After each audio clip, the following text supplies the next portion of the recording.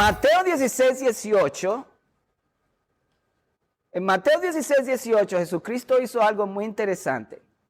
Estaban en una ciudad y llegaron a una especie de altura, diríamos en mi país como una peña, y era una elevación. Y desde esa elevación se podía ver una serie de cuevas, ¿verdad? Y en esas cuevas, varias cuevas, había una extensión del río Jordán, venía como un riachuelo. Y se creía que las personas, imagínense a Jesús y Pedro mirando estos ritos, porque había gente que creía que llevaba peticiones a los dioses del inframundo que se podían accesar a través de la cueva. Y ahí está Jesús mirando y le dice a los discípulos, ¿quién dice la gente quién yo soy? Y viene esa famosa declaración de Pedro. Y entonces Jesús viene y le dice, y yo también te digo que tú eres Pedro. Y sobre esta roca, está diciendo sobre la roca en la que estaba parado, porque esa roca representaba la cultura pagana que estaban observando. Ahí había ritos de fertilidad y en el tiempo de Jesús. Eso está comprobado en hallazgos. Se puede leer en libros, no hay libros seculares, pero usted me entiende, no en la Biblia. Cuando Jesús dijo, por lo tanto, sobre esta roca edificaré mi iglesia, la iglesia católica dice que fue que Pedro era la roca, pero eso no es correcto. Jesús está diciendo sobre esta cultura, aquí mismo esa cultura pagana, yo voy a edificar mi iglesia. ¿Por qué? Porque la gente que no participaba en los ritos que estaban mirando bajo la peña, llamaban a esa área las puertas del Hades, porque eran literalmente un acceso a cuevas y se creía que había dioses. Y las personas que no creían en eso, especialmente los discípulos de Jesús, iban a decir que eso era un mundo de demonios. Pues sí, ¿verdad? Cuando Jesús dijo sobre esta roca, dice que voy a edificar mi iglesia sobre la cultura del mundo, sobre la cultura pagana, donde el infierno y Satanás están teniendo estragos en contra de la gente. Entonces, ¿qué es lo que es la iglesia? La iglesia es la entrada del cielo a la tierra por medio de un pueblo a través de Cristo, del poder del Espíritu Santo, para cambiar la cultura. La iglesia es llamada a ser contracultura y lo que estamos viendo hoy es que la iglesia es parte de la cultura. Hoy la iglesia no es contracultura, porque la contracultura genera persecución. Aunque la noticia es que todo el que es cristiano sufre persecución, quiera o no, o lo sepa o no. Pero, ¿por qué esta asamblea? ¿Por qué dones? Porque el Señor está edificando una iglesia de acuerdo a dones para afectar la cultura. De hecho, el apóstol Pablo le dijo a Timoteo que la iglesia orando puede cambiar las políticas de un país. Eso está en 1 Timoteo capítulo 2, 1 al 7. Donde dice, quiero que todos oren con manos santas. ¿Para qué? Para que vivamos una vida con paz, ¿verdad? Orando por los que están en eminencia. Quiere decir que cuando la iglesia está orando, y dicho sea de paso, del 1 al 7 de ese versículo es para los hombres, porque en el versículo 8 es cuando Pablo dice, y las mujeres yo quiero que hagan esto. Estamos viendo y no lo voy a decir en un sentido denigrante a la mujer, pero estamos viendo la feminización del hombre en la cultura de hoy, donde es la mujer la que ora, bien hecho, y muy pocos hombres oran, cuando la Biblia habla del poder del hombre cuando ora. Pablo dice que los hombres en todo lugar levanten manos santas, ¿para qué? Para orar por los que están en eminencia, para que la iglesia viva en paz. Por lo tanto, la oración de la iglesia por su ciudad, por el país, puede hacer que las políticas que afectan a la iglesia sean cambiadas. ¿Y qué está pasando hoy? Hay políticas aquí mismo en Estados Unidos que están en contra de la cultura eclesial. ¿Será que no estamos orando lo suficiente? Yo creo que sí, pero mi preocupación es con los hombres. Que hoy los hombres oran menos, las mujeres oran más. Gloria a Dios que las mujeres oran más si no estuviésemos perdidos, que no estuviese nadie orando. Pero el hombre debe restaurar su posición a la asamblea del Consejo Divino como iglesia y comenzar a presentarse delante de Dios, porque cada vez que un hombre o una mujer ora, entra en consejo con Dios. Y eso afecta a tu casa, tu hogar, tu ciudad. Jeremías, en Jeremías 29, le dijo al pueblo que estaba llevado cautivo, le dijo, los voy a llevar cautivo, pero no se preocupen, yo sé los planes que tengo para ustedes, que es una escritura que todos conocemos. Pero antes de eso les dice, y quiero que oren por la ciudad y se envuelvan en los asuntos de la ciudad, porque si a la ciudad le va bien, a ustedes les va bien.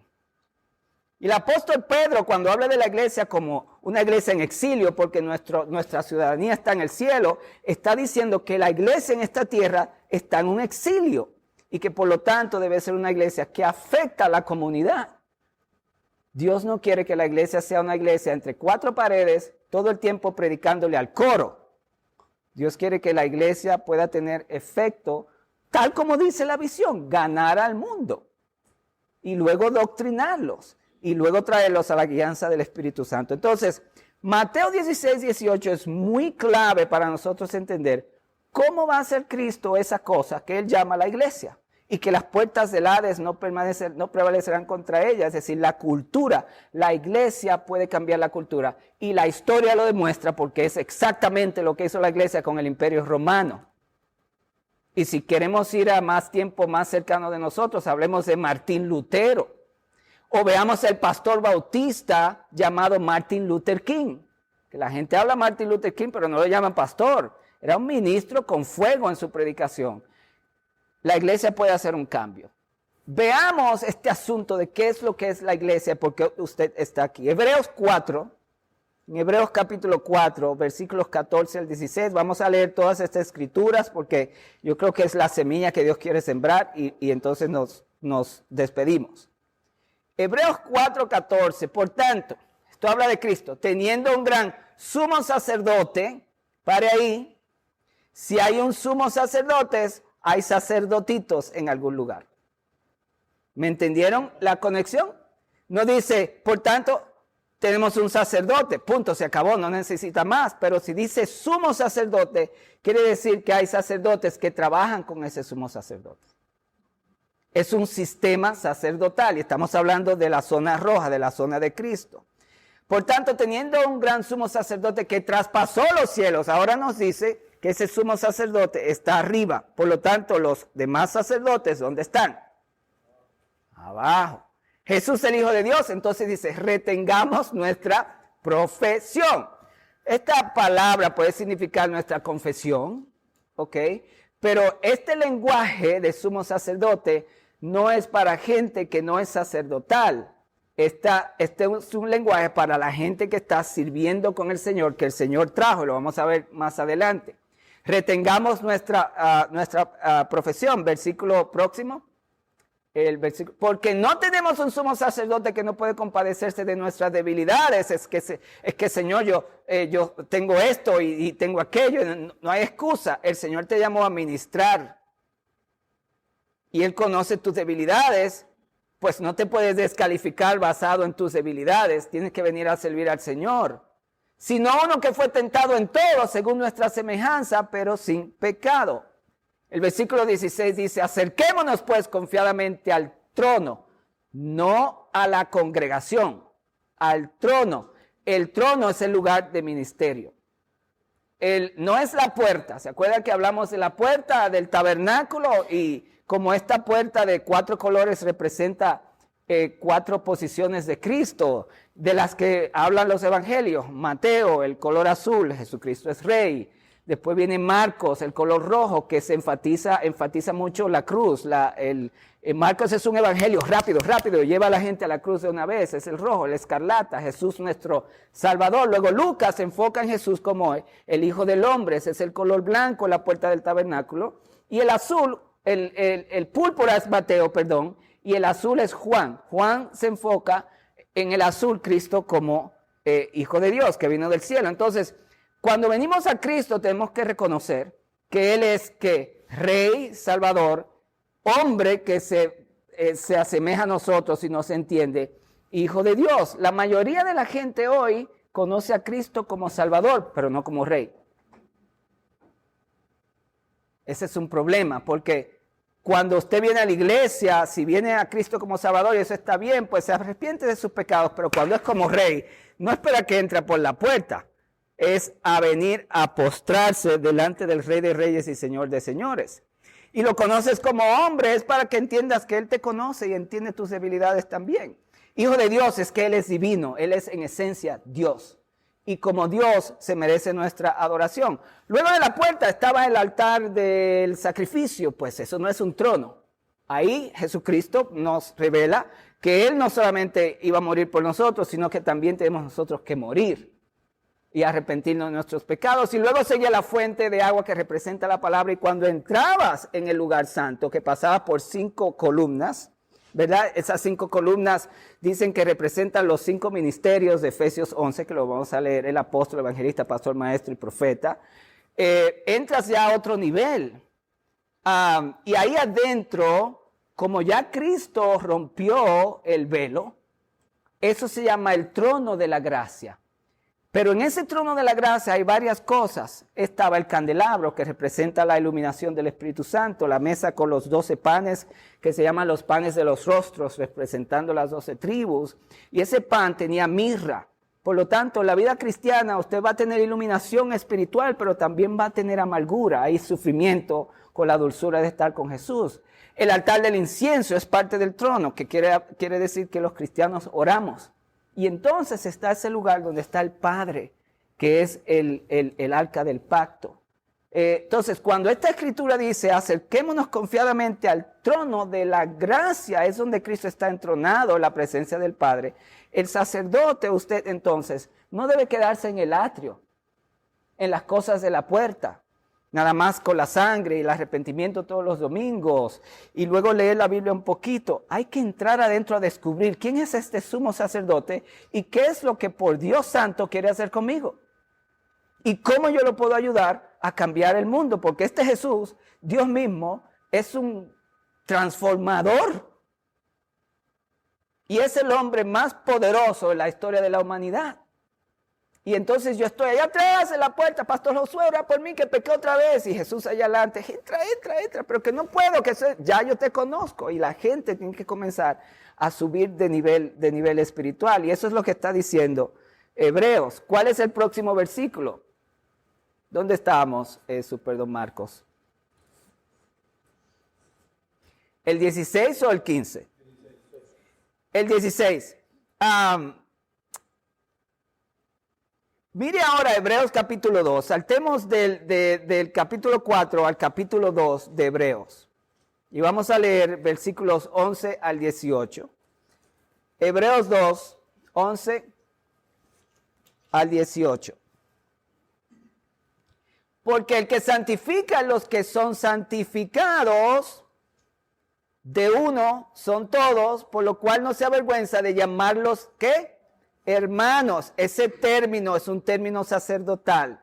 Se llamaban hermanos a los sacerdotes que ministraban con el sumo sacerdote. Eso viene desde el Antiguo Testamento. Es esa palabra bíblica. No son hermanos porque uno se convirtió o no. Es hermanos de oficio. Muy sacerdotal el término. Entonces, no se avergüenza de llamarlos hermanos. ¡Wow! Diciendo, anunciaré a mis hermanos tu nombre, en medio de la congregación te alabaré. Eso es la iglesia. Por lo tanto, señores, Jesucristo está en la iglesia. Y en la iglesia mucha gente no se da cuenta que Jesucristo adora al Padre. A ver si lo lee de nuevo. Y otra vez, vuelve de nuevo al versículo anterior. Anunciaré a mis hermanos tu nombre, en medio de la congregación te alabaré. El único que está cantando al Padre en la iglesia el domingo no es usted, si lo hace. Cristo mismo está adorando con nosotros al Padre. ¡Wow! Lo puede leer de nuevo. Anunciaré a mis hermanos tu nombre, en medio de la congregación te alabaré. Ese es Jesús. Próximo. Y otra vez yo confiaré en Él, y de nuevo he aquí yo y los hijos que Dios me dio. Eso es Jesucristo diciendo, estos son los míos. ¿Y qué continúa diciendo? Así que por cuanto los hijos participaron de carne y sangre, es decir, fueron humanos o son humanos, Él también se hizo mano para destruir por medio de la muerte al que tenía el imperio de la muerte, esto es, al diablo. Continúa.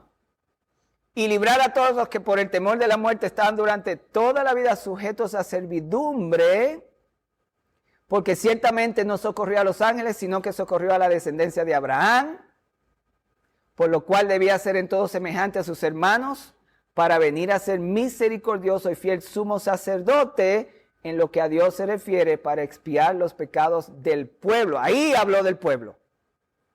¿Vieron el cambio? Hablando del pueblo, el sumo sacerdote con sus hermanos están ¿qué? Trabajando en la obra de la expiación y de la presentación del ministerio. Pues en cuanto él mismo padeció siendo tentado, es poderoso para socorrer a los que son tentados. Aquí no hay nadie que es tentado, so esto no le aplica, ¿o sí? Próximo versículo, este sí que me gusta mucho, Efesios 4, 11 al 16. Esta línea de textos bíblicos se las presenté para que vieran el sacerdocio de Jesús y la correlación de su actividad en la iglesia con los hermanos que descubren sus dones y descubren que son llamados a ser más que sabios. En Efesios 4:11, esta imagen es hermosísima, es muy famosa. Él mismo constituyó a unos apóstoles, a otros profetas, a otros evangelistas, a otros pastores y maestros, a fin de perfeccionar a los santos. Es lo que hablé del pastor Josué. Los pastores, maestros, evangelistas, profetas, apóstoles están para ayudarle a usted a entrar en la obra del ministerio. Dice, a fin de perfeccionar a los santos. Note la palabra santos. Aquí la palabra santos no tiene nada que ver con su naturaleza humana y con el pecado. Es una posición otorgada del Señor. Aquí no habla de que usted tiene que nunca pecar más para ser un santo. No, nada de eso. Es un ser humano. Es la imposición de Dios sobre quienes sirven con Él. Los santos aquí es más relacionado a las personas que trabajan con las cosas sagradas de Dios. El altar, la adoración, estas cosas son cosas sagradas, los utensilios del templo. Eso es lo que la palabra en verdad quiere conectar. A fin de perfeccionar a los que están en el templo, a los que son parte del reino, a los que son funcionarios de las cosas sagradas de Dios, para la edificación del cuerpo de Cristo, o la obra del ministerio primero, hasta que todos lleguemos a la unidad de la fe y del conocimiento del Hijo de Dios, a un varón perfecto, a la medida de la estatura de la plenitud de Cristo. Cuando la iglesia no está en el ministerio, la gente no crece. Para que ya no seamos niños, ahí está. Niños. Mega iglesias llenas de niños. No crecen, son niños atrasados a los 60 años, espiritualmente hablando. Y la voluntad de Dios es que usted crezca. Esos niños van a la iglesia 1 hora el domingo y se sienten un poquito bien y el resto de la semana son llevados por doquiera de todo viento. Todos por estratagemas de hombre que para engañar emplean con astucia las artimañas del error. Eso está tremendo. Sino que siguiendo la verdad en amor crezcamos en todo aquel que es la cabeza, esto es Cristo, de quien todo el cuerpo, bien concertado y unido entre sí por todas las coyunturas. Eso habla de cada miembro haciendo su función. La mano, el dedo, la oreja, la nariz, la boca, todo el mundo está funcionando. Y cuando todo el mundo está funcionando según sus dones, se ayudan mutuamente según la actividad propia de cada miembro.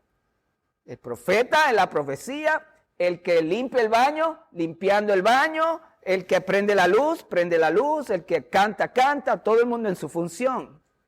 Según la actividad propia de cada miembro, recibe su crecimiento para ir edificándose en amor. Nada más claro que eso, que la iglesia que no está funcionando en sus dones es niña.